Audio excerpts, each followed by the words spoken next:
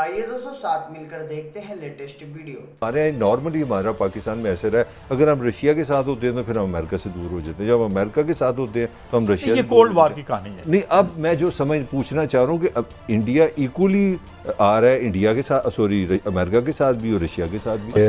उनका दौरा सिर्फ 6 घंटे का था, लेकिन जहाँ तक समिट का ताल्लुक़ है, बातचीत का ताल्लुक़ है, जो डॉक्यूमेंट्स तकरीबन 28 MOUs और एग्रीमेंट साइन हुए, तो एक लिहाज से कहा जा सकता है कि बड़ी कामयाब समिट थी। कोई भी दो मुल्क आइडियलाइज करते होंगे कि जैसा रिलेशनशिप रूस और इंडिया के दरमियान है ऐसा होना चाहिए हमारा भी मुख्तलिफ ममालिक के साथ।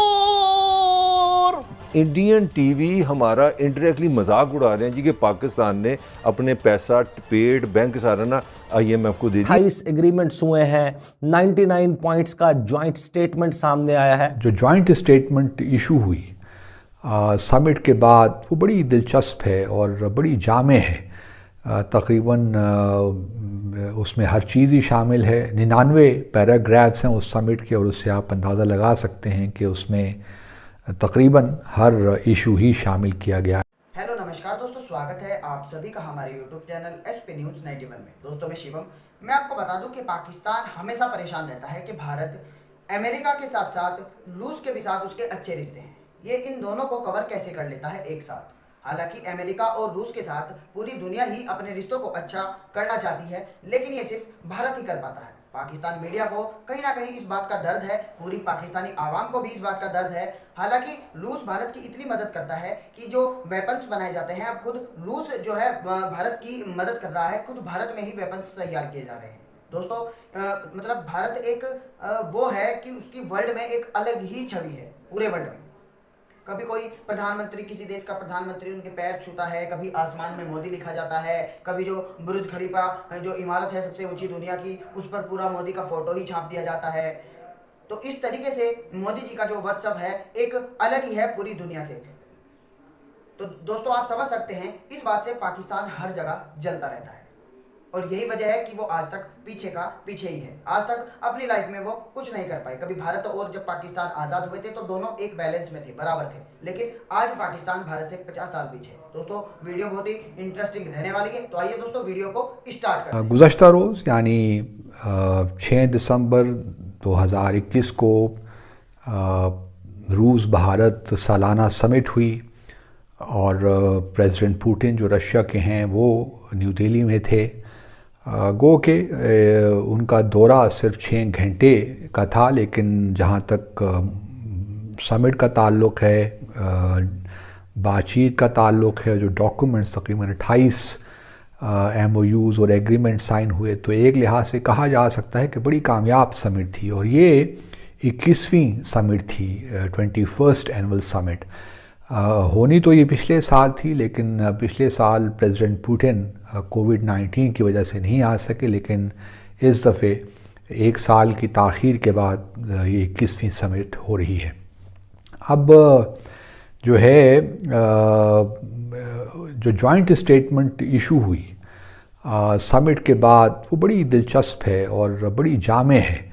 तकरीबन उसमें हर चीज़ ही शामिल है। 99 पैराग्राफ्स हैं उस समिट के, और उससे आप अंदाज़ा लगा सकते हैं कि उसमें तकरीबन हर इशू ही शामिल किया गया है।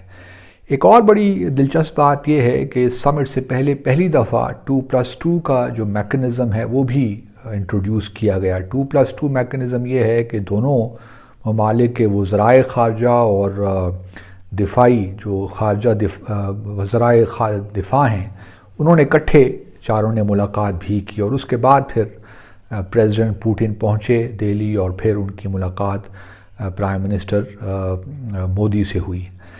मैं चाहता हूँ कि थोड़ा सा इस जो जॉइंट स्टेटमेंट इशू हुई है उस पर थोड़ी सी बात कर लेते हैं। पहली बात तो ये हम सबको मालूम है कि भारत रशिया से सरफेस टू एयर मिज़ाइल जो डिफेंस सिस्टम्स हैं S-400 वो ले रहा है। तकरीबन $5.6 बिलियन की ये डील है, और अब ये तकरीबन सप्लाई शुरू हो ही गई है। लेकिन अमेरिका इसके हवाले से अनईज़ी फील कर रहा है, और अमेरिका ने कुछ साल पहले एक नया कानून भी पास किया था जिसको काटसा कहते हैं, countering American adversaries through sanctions act.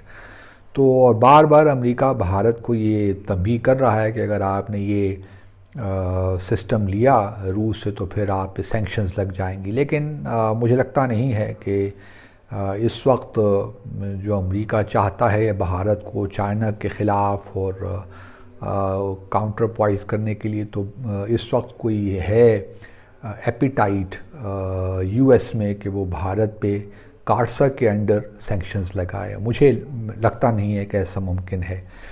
तो जहाँ तक जॉइंट स्टेटमेंट का ताल्लुक़ है दोस्तों, पहला तो ये है कि जी दो तीन चीज़ें हैं जो हमारी दिलचस्पी का बायस हो सकती हैं।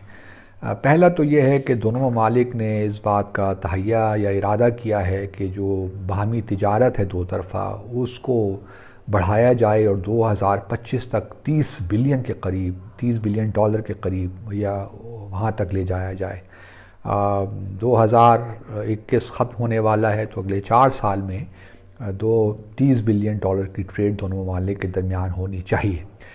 उसके बाद मैंने जब ये स्टेटमेंट पढ़ी तो यूनाइटेड नेशन सिक्योरिटी काउंसिल के हवाले से, चूँकि भारत ने एक अपना क्लेम रखा हुआ है कि उसको परमानेंट मेंबर बनाया जाए यूएन सिक्योरिटी काउंसिल का, क्योंकि वो दुनिया की एक बहुत बड़ी आबादी को रिप्रेजेंट करता है, 1.3 बिलियन पीपल।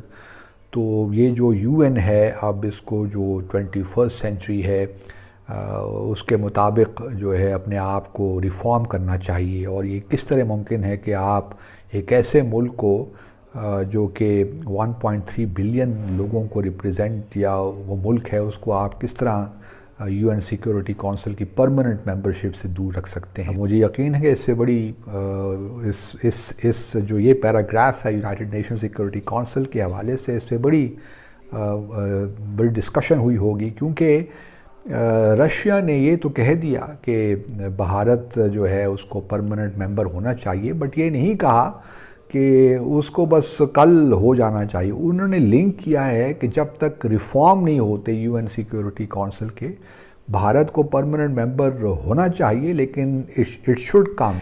दूसरी तरफ ये भी हम देख रहे हैं कि इसमें अफ़गानिस्तान को भी बड़ा डिस्कस किया गया। इंडिया बड़ा गया, क्लोज गया अमेरिका के साथ। आपको पता उनका एटॉमिक भी एक मुआहदा हुआ है जो पाकिस्तान के साथ नहीं किया अमेरिका ने, लगे बड़े अच्छे रिलेशन थे। अब रशियन प्रेसिडेंट भी जा रहे हैं अपना इंडिया और सुना बड़े अच्छे रिलेशन। कोई हैरत की बात नहीं है। मैं आज जो आपसे सवाल करना दोनों से चाह रहा हूँ कि हमारे यहाँ नॉर्मली हमारा पाकिस्तान में ऐसे रहा है, अगर हम रशिया के साथ होते हैं तो फिर हम अमेरिका से दूर हो जाते हैं, जब अमेरिका के साथ होते हैं तो हम रशिया से। ये कोल्ड वार की कहानी है। नहीं, अब मैं जो पूछना चाह रहा हूँ कि अब इंडिया इक्वली आ रहा है इंडिया के साथ, सॉरी अमेरिका के साथ भी और रशिया के साथ भी। सर जी इस वक्त जो है ना, आज की दुनिया जो है वो कारोबार की दुनिया है।